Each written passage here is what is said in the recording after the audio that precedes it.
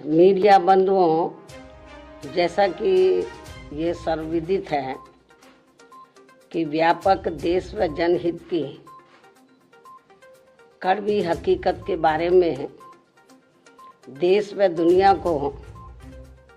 जागृत करके लोकतंत्र एवं संविधान को मजबूती प्रदान करने की बजाय इन दिनों आर्टिफिशियल इंटेलिजेंस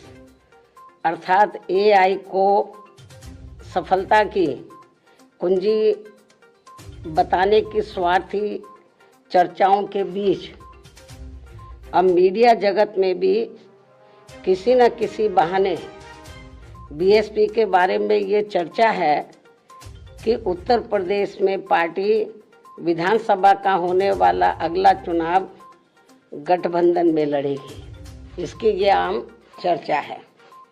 जो विशुद्ध रूप से लोगों को गुमराह करने की नीयत वाला ये फेक न्यूज़ है। अर्थात ये बिल्कुल गलत, झूठ, हवाई व मनगढ़ंत खबर है तथा ऐसे में नेताओं के साथ साथ मीडिया को भी इस प्रकार की कटी पतंग जैसी उड़ान भर के अपना मजाक खुद उड़ाने से जरूर बचना चाहिए। जबकि इसके बारे में अर्थात अकेले अपने बलबूते पर चुनाव लड़ने के बारे में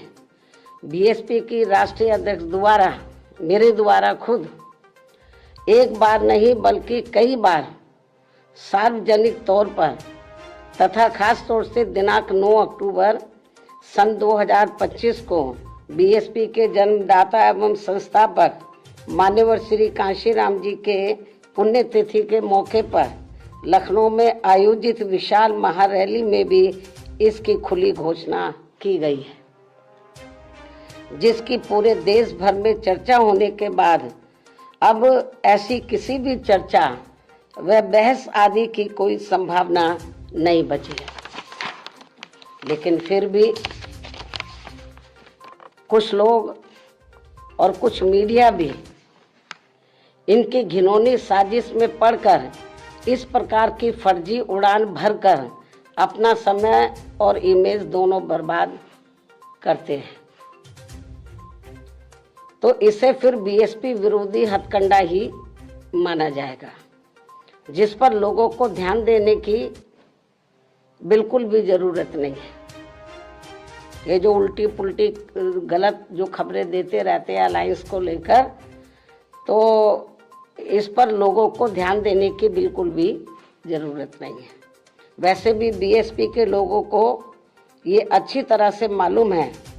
कि कांग्रेस, सपा व भाजपा आदि इन पार्टियों की सोच संकीर्ण व परम पूज्य बाबा साहब डॉक्टर भीमराव अम्बेडकर विरोधी होने के कारण इनका अम्बेडकरवादी बीएसपी से गठबंधन करने की नीति केवल इनके वोटों का राजनीतिक व चुनावी स्वार्थ है तथा इनसे गठबंधन करने से बीएसपी को केवल नुकसान ही नुकसान होता, फायदा नहीं। और इसलिए बीएसपी के लोग अपने 2027 के मिशन में अकेले ही पूरे जी जान से लगे हुए हैं, जिस पर से उन लोगों का ध्यान भटकाने के लिए ही इस प्रकार की घिनौनी साजिश से ये लोग करते रहते हैं। ऐसे में पार्टी के सभी लोगों से यही अनुरोध है कि वे ऐसी अनर्गल व मनगढ़ंत बातों पर कतई भी ध्यान ना दें और वे हाथी की मस्त चाल चलते रहे तथा सन 2007 की तरह अकेले ही ये चुनाव लड़कर फिर से बीएसपी की पूर्ण बहुमत की अपनी सरकार जरूर बनाए। इसी प्रकार बीएसपी की राष्ट्रीय अध्यक्ष होने के साथ साथ विशेषकर सुरक्षा खतरों के मद्देनजर दिल्ली में पहले की तरह का टाइप 8 का नया बंगला काफी लंबे समय के बाद अभी हाल ही में अलॉट होने के बारे में भी जो गलत व गुमराह करने वाली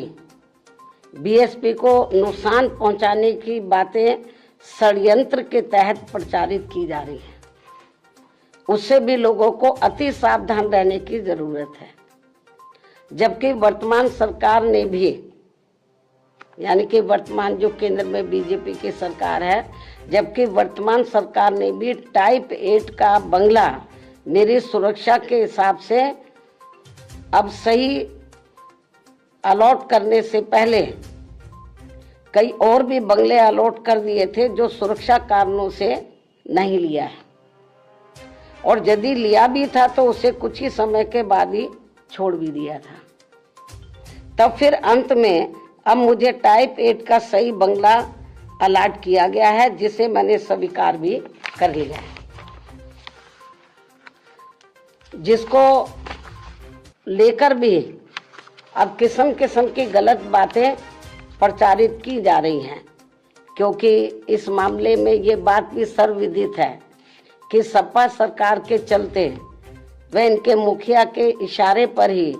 दिनांक 2 जून सन 1995 की लखनऊ स्टेट गेस्ट हाउस कांड में मुझ पर जानलेवा हमला होने के बाद अगले दिन दिनांक 3 जून 1995 को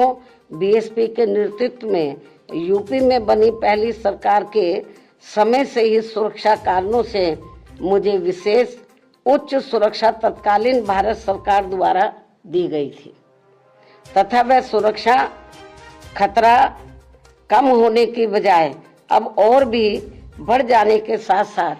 बीएसपी की राष्ट्रीय अध्यक्ष व पूर्व मुख्यमंत्री होने के नाते फिर दिल्ली में टाइप 8 का बंगला पूर्व में दिए गए 3 त्यागराज मार्ग के टाइप 8 के बदले में मिला है। पहले भी मुझे टाइप 8 मिला हुआ था जो तत्कालीन भारत सरकार द्वारा दिया गया था। इस प्रकार पार्टी की राष्ट्रीय अध्यक्ष एवं पूर्व मुख्यमंत्री होने के नाते व खासकर सुरक्षा आदि कारणों से केंद्र में रही कांग्रेसी सरकार के समय से ही मुझे टाइप 8 का बंगला मिलता रहा है, तथा अब इसको लेकर किसी भी प्रकार से संकीर्ण व अति घिनौनी राजनीति करना उचित नहीं है। इतना ही नहीं, बल्कि जैसे जैसे चुनाव नजदीक आएगा तो विरोधियों के साम दाम दंड भेद आदि के हथकंडे तथा बीएसपी को सत्ता से दूर रखने के षड्यंत्र और भी बढ़ते जाएंगे, जैसा कि हमेशा से होता रहा है। इसलिए केवल यूपी ही नहीं बल्कि पूरे देश भर में सभी अम्बेडकर वादियों को विरोधियों के दांत खट्टे कर देने वाली केवल एकमात्र अपनी पार्टी व उसके आयरन नेतृत्व पर पक्का व पुख्ता भरोसा करके परम पूज्य बाबा साहब डॉक्टर भीमराव अम्बेडकर के आत्मसम्मान व स्वाभिमान के मूवमेंट को मजबूती प्रदान करने हेतु मिशनरी भावना के साथ इन्हें पूरे तन मन धन से लगे रहना बहुत जरूरी है। ये मेरी अपील भी है। धन्यवाद। जय भीम व जय भारत।